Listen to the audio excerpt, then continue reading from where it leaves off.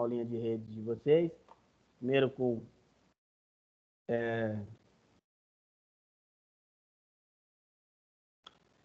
Primeiro falar um pouco sobre as aulas, né? A gente já teve aí a notícia de que, né, esse ano nós não vamos voltar, né? Então, o governo até hoje ele endureceu um pouco as regras, né? Então, nós sabemos aí que até vai ter algumas mais restrições, né? Ao invés de melhorar, né, de dar uma melhorada, nós vamos ter um pouquinho mais de restrições no nosso dia a dia ali, né? Então, devido a aumento, algumas coisas que o governo tem visto, nós vamos ter ali algumas restriçõezinhas a partir de hoje, né? Aliás, o estado inteiro foi colocado na fase amarela. Nós já estávamos, o Preto já estava já há bastante tempo, mas agora o estado inteiro deu uma piora como geral. Então, por isso, esse ano, nós não voltamos à sala de aula normalmente. Então, vamos continuar aqui online. Também já faltam só um mês para acabar o ano. Outra coisa, pessoal, eu vou até pôr lá no grupo de vocês as nossas férias, né? Nós teremos aula aí até o dia, no caso de vocês, até mais 2 semanas, até o dia 14, tá? Então, até o dia 14 tem aula normal. Depois nós paramos 2 semanas, dia 21 e dia 28, e aí a gente dá uma descansadinha e volta dia 4 de janeiro. Eles voltam aí, dia 4 de janeiro, estaremos de volta, né? Então, nesse período ali, a gente vai descansar um pouquinho, né? Que a gente também precisa, né? Também precisa dar uma parada, que esse ano não foi fácil, né? Então, mais para frente eu vou lembrar vocês com referência a isso, tá? Outra coisa, só a questão dos exercícios, por favor, não esqueçam de fazer, né? O exercício, igual eu já falei algumas vezes para vocês, o exercício é a única forma que eu tenho de saber se está indo tudo bem ou não. Então, né, o exercício, toda vez que eu paro para um exercício, tem que fazer, né? E também por causa das notas, né? A nota lá, o exercício conta bastante. O exercício é uma ferramenta de apoio para vocês na hora da nota, tá?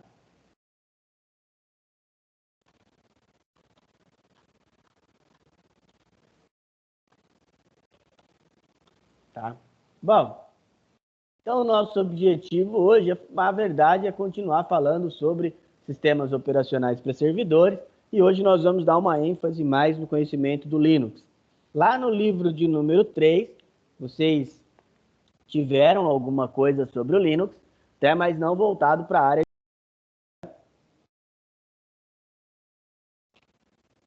que vocês tiveram de Linux lá, foi mais voltado para a área do desktop mesmo, comum, né? Mas não teve essa abordagem no sentido de falar de servidores. Então, hoje a gente vai falar um pouco sobre o Linux, mais no geralzão, né? E aí depois a gente vai aprender a instalar esse server do Linux também, tá bom?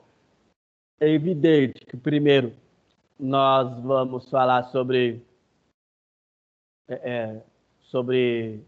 os servidores Windows, né? Vamos falar das configurações. Vocês vão notar que os servidores Windows é bem mais fácil de se trabalhar, muito mais. Então, vai ter bem mais facilidade, né? Porque o conceito é bem similar, né? O conceito de uso. Ele é bem similar ao que nós temos no nosso dia a dia de uso ali, tá? Bom, continuando o que nós já falamos sobre sistemas operacionais. Sistemas operacionais é um conjunto de softwares que vai fazer a junção entre o software e o hardware. Nós já comentamos também com vocês que não é só o sistema operacional. Quem faz isso, na verdade, é um núcleo, aquela parte do sistema bem pequenininha que tem lá no seu sistema operacional, tá? Pessoal, então, o que nós comentamos sobre sistemas para desktops, né? Sistemas para desktops são usados nos nossos computadores. Ali tem um a mais, que é o Android. O Android é usado no smartphone. Qual que é a principal diferença? São os serviços que ele te fornece. Os sistemas operacionais para desktop, ele vai fornecer uma série de serviços que são muito diferentes do que nós temos nos sistemas operacionais para servidores. Quando você for... professor, então quer dizer, um sistema operacional para servidor, eu não posso usar na minha máquina, ou eu não posso ficar acessando a minha máquina onde está instalado o meu servidor? Olha, você até pode, tá? Só que não é recomendável. Então, não é recomendável com que você use o mesmo sistema operacional nos dois. Aliás, o ideal, né, o ideal de uso, assim, é que você instale o servidor, configure todos os serviços que você precisa, né? E aí você vai e deixa ele lá, sem colocar ninguém para operá-lo. Por quê, pessoal? Porque às vezes as pessoas começam a operar o servidor e aí acha que é o mesmo jeito de operação de uma máquina desktop e corre o risco de pegar vírus e assim por diante, tá? E aí o servidor não é uma coisa tão simples de você ficar toda hora formatando. Você fala assim, é simples, se pegar um vírus eu vou e formato. No caso do servidor não é assim, né, gente? Quando vocês forem ver as configurações ou quando vocês chegarem a fazer isso profissionalmente, vocês vão notar que há uma infinidade, uma grande quantidade de serviços que o servidor tem, né, que não dá para ficar refazendo toda hora, tá? Então, não é tão simples assim como a gente pensa, tá? Às vezes as pessoas acham que é só chegar lá e vou formatar. Não é assim, tá, pessoal? Não é dessa maneira. É bem mais complexo do que a gente acaba pensando, tá bom? Bom, e aí, como que um servidor funciona? Na verdade, o que a gente tem que pensar é qual é a função do servidor dentro da nossa rede, né? A função do servidor dentro da nossa rede é a função de gerenciamento. Então, a função do servidor principal é gerenciar a nossa rede. Então, além de fazer aquela comunicação entre software e hardware, é gerenciar essa rede de maneira correta. Então, por exemplo, eu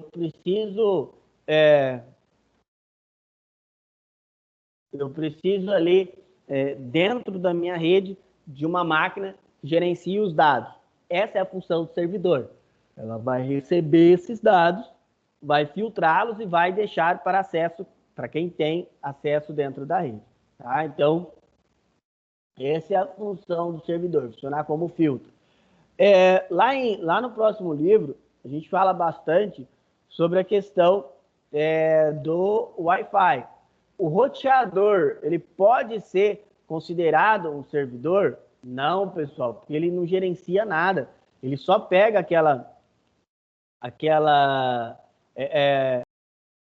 aquele IP que o modem mandou para ele e retransmite.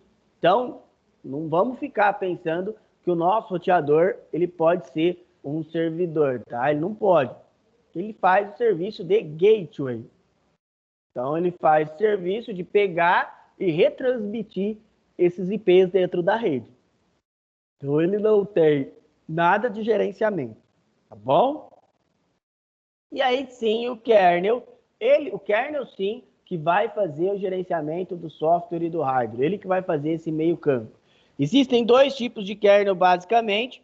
O kernel dos sistemas proprietários, que você não tem acesso, por exemplo, o Windows, o iOS, você não tem acesso a ele. Você não pode fazer, ou não pode nem tentar fazer nenhum tipo de modificação. Na realidade, você não consegue nem ler o kernel, nem fazer a leitura desse kernel você é capaz, tá? E tem também os kernels do software livre, né? Que ele é aberto, você pode acessar, visualizar, fazer alterações. Pessoal, é fácil fazer isso? Não, é evidente que não, tá? Por que é evidente que não?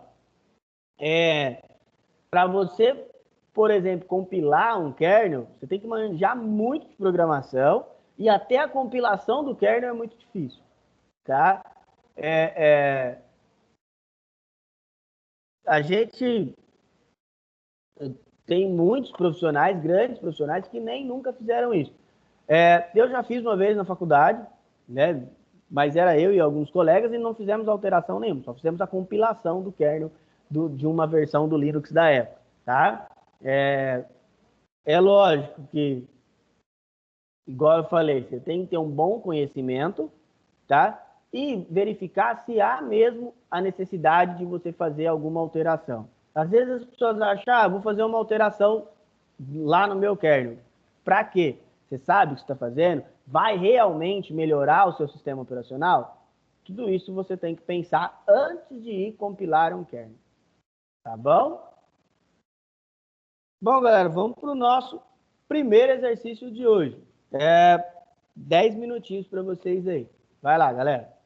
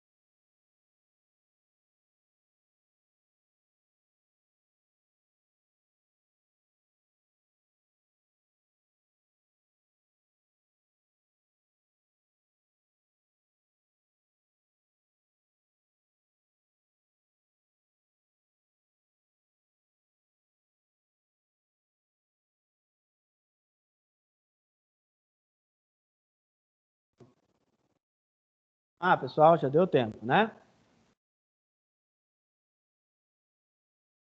Vamos seguindo aí.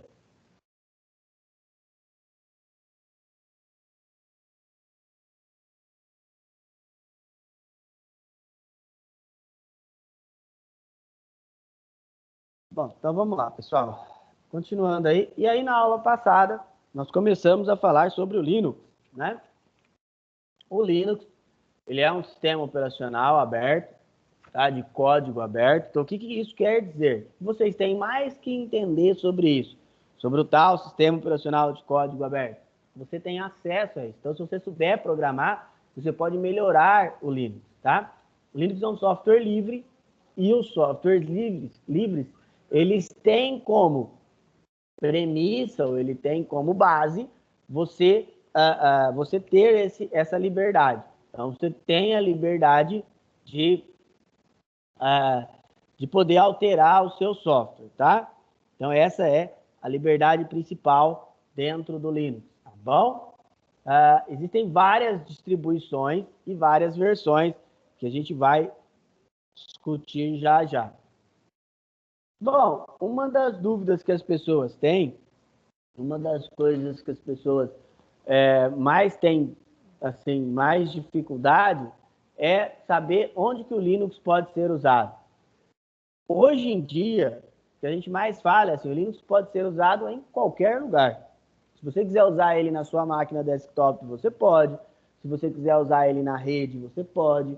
Se você quiser pegar esse servidor e pegar e criar um dual boot junto com o Windows, ele vai rodar, tá? Aliás, na loja do Windows, se a Microsoft não tirou, tinha o Ubuntu.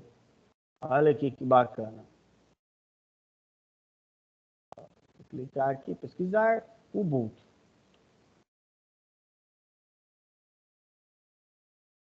Aqui, ó.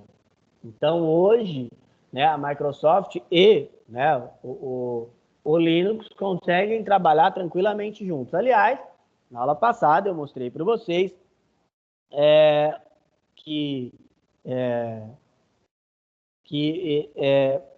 a Microsoft ela é uma das maiores mantenedoras do Linux, né? O que quer dizer mantenedor?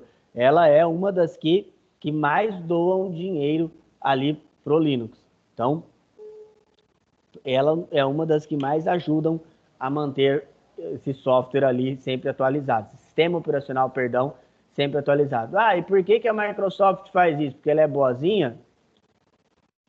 Não, gente, porque ela tem interesses, tá bom? E o principal interesse dela de manter esse software atualizado, manter esse sistema atualizado, é o de ela poder também fazer uso. Os servidores da Microsoft, eles usam Linux. Aliás, se você pegar uma pesquisa dos 100 computadores mais rápidos do mundo, todos usam Linux. Tá? Então, é um sistema mais leve, mais rápido, mais personalizável. É lógico, vão existir distribuições Linux que são muito pesadas, tá? Então, existem distribuições base Linux ali que são muito pesadas, né? Mas também existem umas que são mais leves. É isso que vocês têm que saber mensurar. Não adianta nada você querer usar uma distribuição Linux que seja muito top e aí você não conseguir utilizá-la.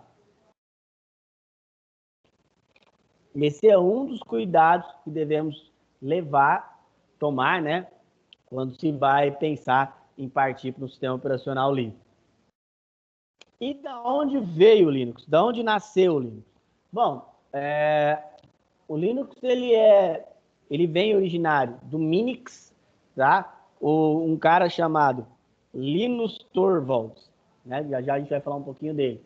Ele era estudante de ciência da computação da Universidade de Helsinki, na Finlândia, e ele tinha um 386 ou um 486, não me lembro bem. E aí ele estava fazendo uns trabalhos, vamos concordar que na Finlândia não deve ter muito o que fazer, né? Lá é muito frio.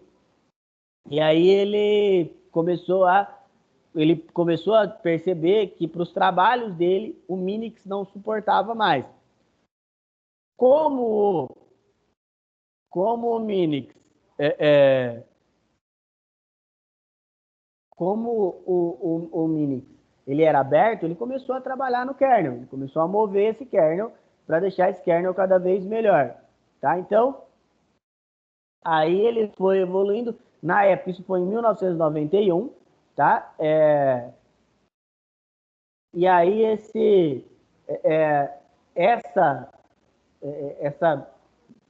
poder colocar esse kernel assim na internet não foi uma coisa muito fácil, né? Porque a gente tem que lembrar, há 30 anos atrás, era bem mais complexo de você ter uma rede. Então ele colocou num fórum da faculdade, e aí um cara chamado Richard Stallman viu isso aí, e aí o Richard Stallman foi e colocou, né, o Linux ali mais em evidência, tá? E o que é o software livre? É todo aquele que você pode ter acesso ao seu código-fonte. Pessoal, não existe só o Linux de software livre. Às vezes as pessoas acham que só tem o Linux, né? E não tem. Tem muitos outros softwares livres. Tem o OpenOffice, por exemplo, que nem é um sistema operacional, ele é um programa. Tem o Blender, que é um software para edição de games, o próprio Unity, tá? São todos softwares livres. Não pensem que porque o software livre, ele necessariamente é grátis, tá? Hoje em dia, o conceito de livre quer dizer de liberdade, no qual você tem a liberdade até de deixar ele de graça ou até de cobrar ele. Então, essas são as liberdades que você tem dentro do software livre, tá? Esse é o Linux, tá? O que o Linux faz hoje? O Linux hoje ele cuida da Free Software Foundation. Então, se você vier aqui, ó, tem um site, a Free Software Foundation, né? Não, Linux Foundation, perdão. Ele cuida dessa aqui, a Free Software Foundation. Quem cuida é o Stallman. Então, se você vier aqui, Linux Foundation, eles têm o sitezinho deles aqui ainda, tá? Ainda, né? Quem vê, pensa. E aí eles mantêm isso aqui, tá? Com relatórios, você pode baixar. Eu tinha um curso aqui o ano passado, eu fiz, bem legal.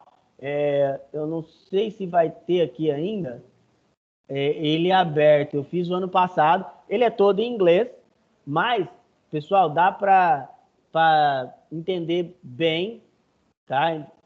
Tem alguns treinamentos que tem os pagos, né? Mas tinha um treinamento gratuito aqui. Eu não sei se eles já tiraram, tá? Que era bem bacana. Eu cheguei a fazer até a parte do kernel, tá? Mas tem uns treinamentos bem legais aqui. Depois a gente vai falar sobre certificação Linux também. Certificação Linux é bem complicada. Ela dá bastante trabalho para tirar, mas, né, pessoal, quem consegue uma certificação, consegue ali ter como é que eu vou falar? Consegue ter ali mais um recurso maior, principalmente profissionalmente, né? E as distribuições Linux são várias, pessoal. A distribuição Linux, ela vai fazer com que você tenha interfaces diferentes, principalmente, tá bom? Então, você tem várias interfaces diferentes dentro, todas elas sendo Linux. O que não vai mudar? O núcleo, é o kernel, né? Então, o kernel, o núcleo principal, ele vai ser igual para todas as distribuições Linux. Agora, a interface ela é diferente, tá? E onde que eu posso baixar alguma distribuição Linux? Já falei para vocês, tem esse site aqui, vivaolinux.com.br. Eu gosto bastante dele. Por quê? Porque ele tem alguns artigos legais aqui, ó, que você pode acessar, tá bom? Algumas coisas de aprendizagem, ó, tem linguagem de programação, tá? Algumas instalações que eles dão os passo a passo, porque é bem complexo, tá bom? E ele tem uma introdução ao Linux aqui, que é bem legal. Leiam esse artigo, tá? Ele é bem bacana, ele está bem completo. Você consegue aí, com esse artigo que tem dentro desse site, Viva Linux, fazer bastante coisa, e entender bastante coisa. E tem a opção dos downloads aqui, ó. Você pode vir aqui, GNU Linux, download, e aí tem algumas distribuições, não tem todas, tá, pessoal?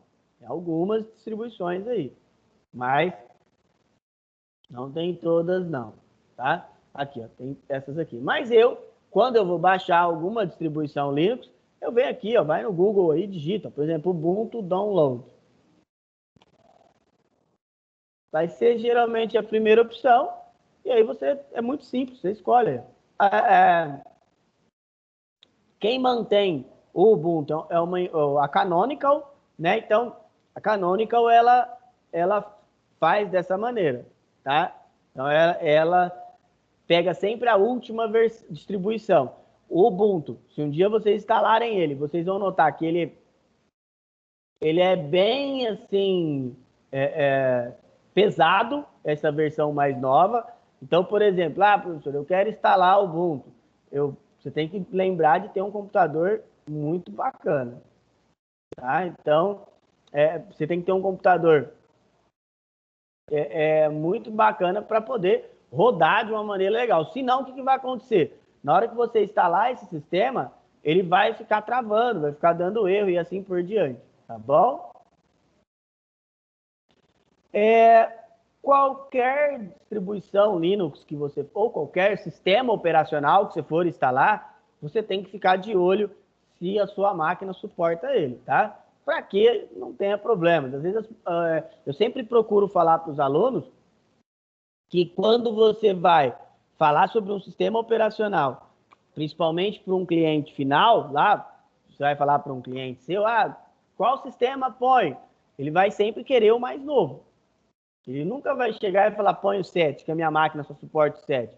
Ele vai descobrir que alguém falou para ele que o 7 não tem mais atualizações e ele não vai querer. Aí ele vai falar, não quero, porque me falaram que esse 7 aí não tem atualização mais. Mas aí, pessoal, você tem que levar em consideração o seguinte, toda vez que for escolher um sistema operacional para o seu computador ou para o computador de alguém, tem que levar em consideração como é essa máquina, qual o hardware dela. É lógico que todo mundo quer rodar o sistema mais moderno. Por exemplo, eu quero rodar o Ubuntu 20, mas eu sei que a minha máquina rodando o Ubuntu 20, até o meu computador, meu PC pessoal, não, mas eu tô com um notebook aqui, se eu rodar o 20, ele vai ficar capenga. Então, o que eu tô rodando? Eu tô rodando o 16. 1604 LTS. LTS quer dizer Long Term Support. Então, ele tem suporte até março do ano que vem. Então, por enquanto, eu tô tranquilo. Tá? Então, por isso. E também, eu rodo o Windows, vocês estão vendo aqui, para dar aula. Eu utilizo o Windows. Por quê? Porque, né, eu preciso. Por exemplo, de manhã tem uma aula de Photoshop. Eu dei uma aula de Spark hoje cedo também. Amanhã tem uma aula de Photoshop. O Photoshop não tem uma versão pro Linux, tá? Não tem versões similares, por exemplo, o GIMP, né? Mas ele não é ele não é a mesma, né? A mesma versão, igual, não tem as mesmas interfaces, tá? Ou os mesmos ferramentas, tá bom? Pessoal, vamos para o nosso segundo exercício aí, por favor. Vai lá, galera.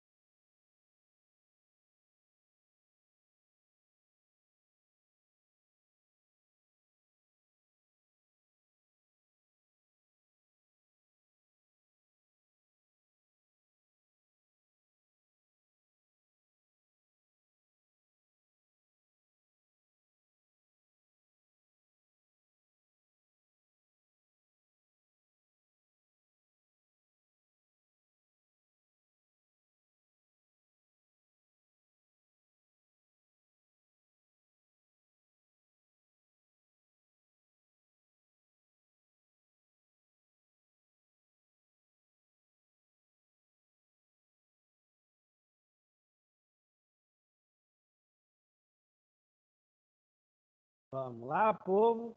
Vamos lá. Bom, então continuando aí.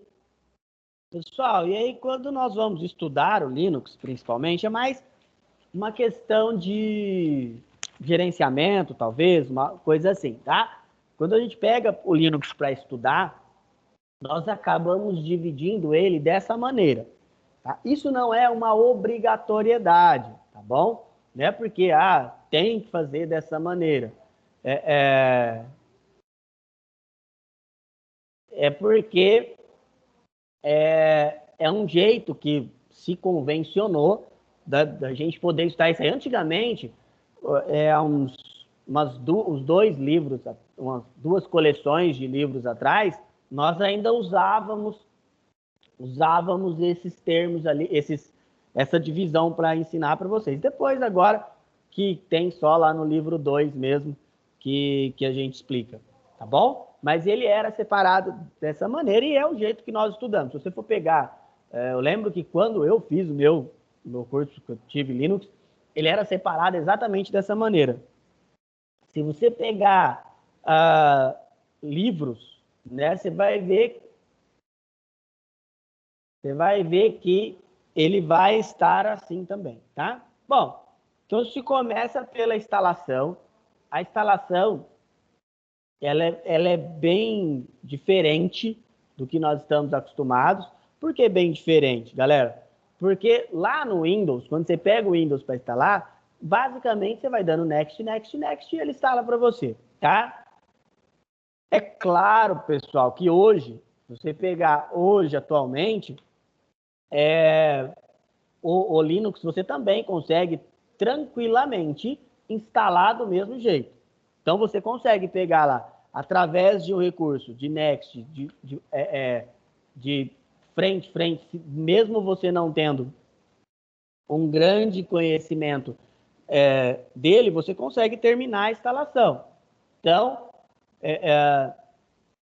então assim, então a gente mais ele, se você for instalar da maneira correta, que a gente chama, né, fazendo as partições, separando tudo bonitinho, vocês vão ver que ele tem uma complexidade maior na instalação. Por isso que a gente estuda desde a instalação, desde o princípio da instalação até chegar e as várias maneiras também. A gente procura passar para vocês a instalação do método básico, dando next, next, avançar, avançar, e depois também fazendo as opções de particionamento, tá? A administração do Linux, o que isso quer dizer? O que quer dizer administrar o sistema Linux? É você saber usar ele. O Linux ele é repleto de comandos, ele tem diversos comandos ali, né, para que nós possamos configurá-lo principalmente, tá? Então, essa administração é conhecer esses comandos. Quando você executa a interface gráfica do Linux, isso não quer dizer que você está fazendo as configurações da maneira certa, tá?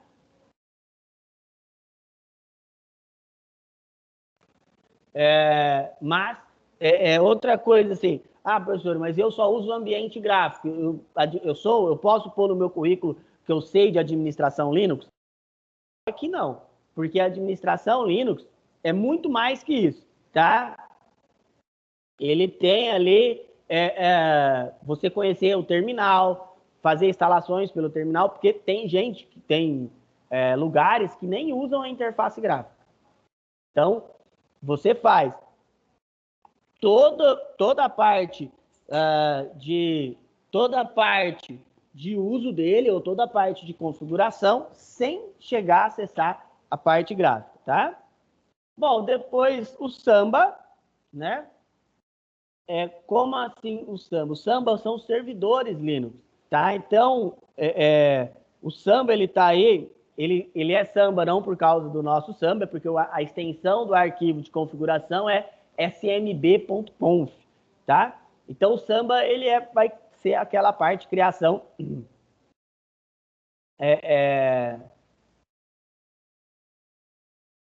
toda essa parte de configuração dos seus servidores, tá bom? Então a gente faz sempre, seja servidor de arquivo, servidor de internet, servidor de impressão e assim por diante.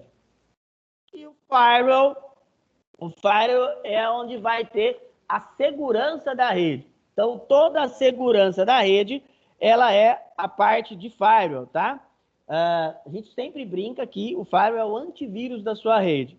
Então, qual que é a diferença principal do firewall do Linux para o firewall do Windows? A diferença principal, pessoal, está em que o firewall do Linux ele é personalizável. Então, você vai pegar, abrir lá o arquivo e vai digitar toda a estrutura de programação. Ao passo que o firewall do Windows, não. Firewall do Windows, você vai dar a opção ligado e desligado, praticamente. É assim, ó. Se eu vier aqui, ó, se eu abrir o meu firewall aqui, ó,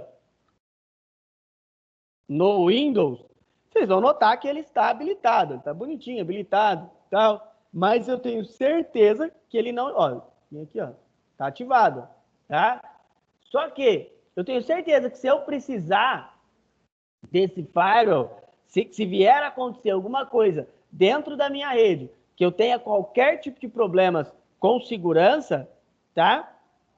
Eu sei que esse firewall aí do Windows não vai me ajudar em nada, tá bom? Ao passo que do Linux, ele tem uma opção, por exemplo, que,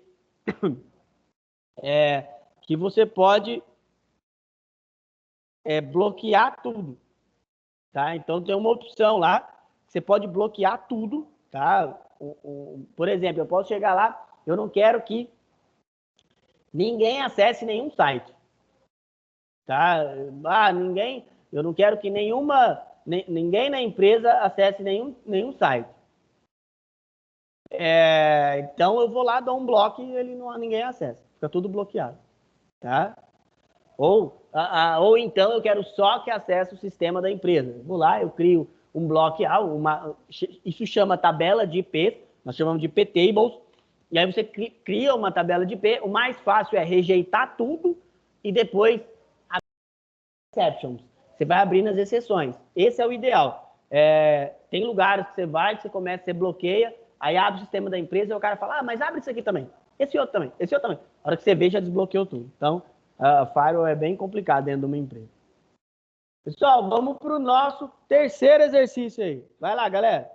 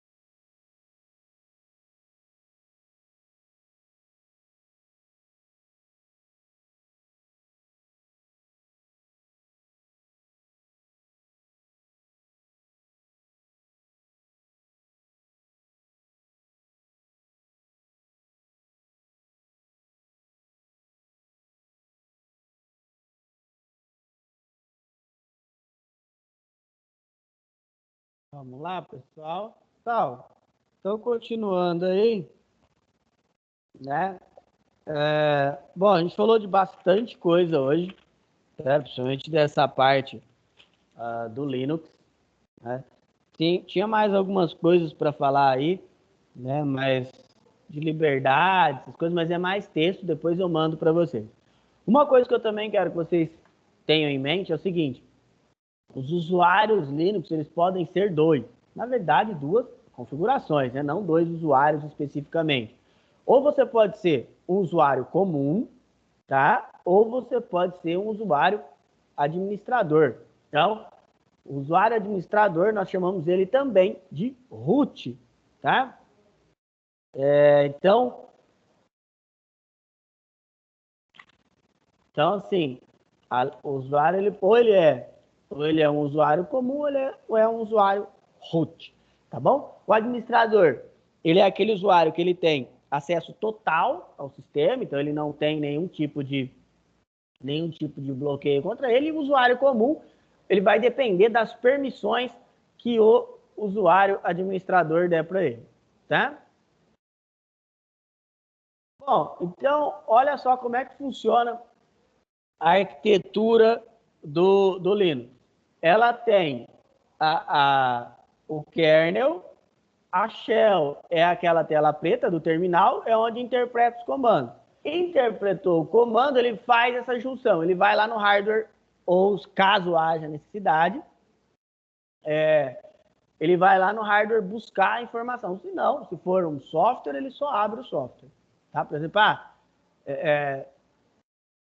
eu preciso, né, buscar qualquer informação lá dentro do meu HD. O kernel vai dar essa ordem para que ele faça, tá? E tudo onde é os lugares de interpretação é dentro do terminal. Então, é lógico que hoje a interface gráfica já dá para fazer bastante coisa, tem muita coisa que a gente faz direto na interface gráfica, mas algumas coisas ainda nós só conseguimos fazer dentro do terminal, tá bom? E outra coisa que nós vamos fazer bastante é virtualizar os sistemas operacionais. E aí, galera, a virtualização de sistemas, ela é muito importante. Por quê? Porque nós temos, às vezes as pessoas acham que a virtualização, nós só vamos usar ela para estudar, tá? E não é assim, tem virtualização também quando nós vamos trabalhar lá no ambiente profissional. Então, por exemplo, você pega lá um hack, ele chega a ter 80 servidores. Já imaginou você pôr 80 monitores no hack? Um data center chega a ter 4.000 computadores. Então, não dá, né, para você chegar e pôr 4.000 computadores dentro de um mesmo, uma mesma sala, né? Teria que ser gigante. Então, por isso, ele se virtualiza e tem um sistema que gerencia tudo, tá? Outra coisa que vocês têm que aprender também é a questão de partições no Linux. Quando nós formos criar, vocês vão notar que as partições, elas têm nome, né? Não é lá no Windows, quando você vai instalar, é C, D, E, F, tá? Agora, quando você vai fazer uma instalação do Linux, não, é a barra, a swap, a home, a var, tá? Então assim,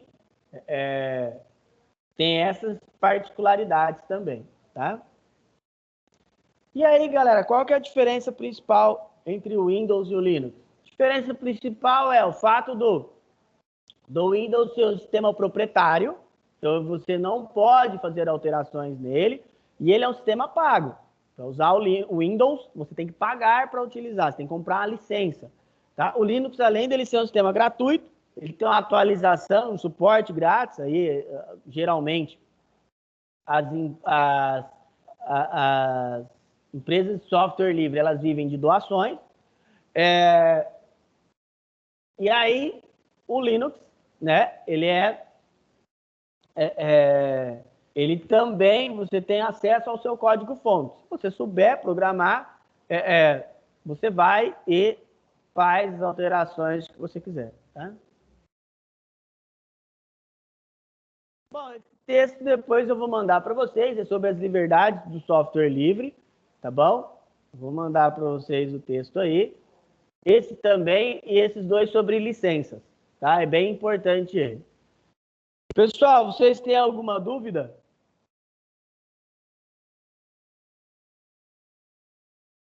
Tranquilo?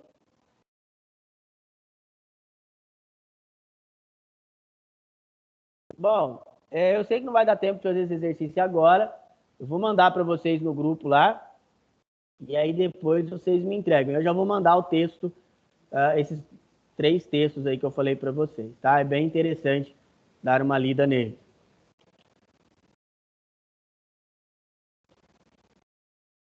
Aqui já para vocês.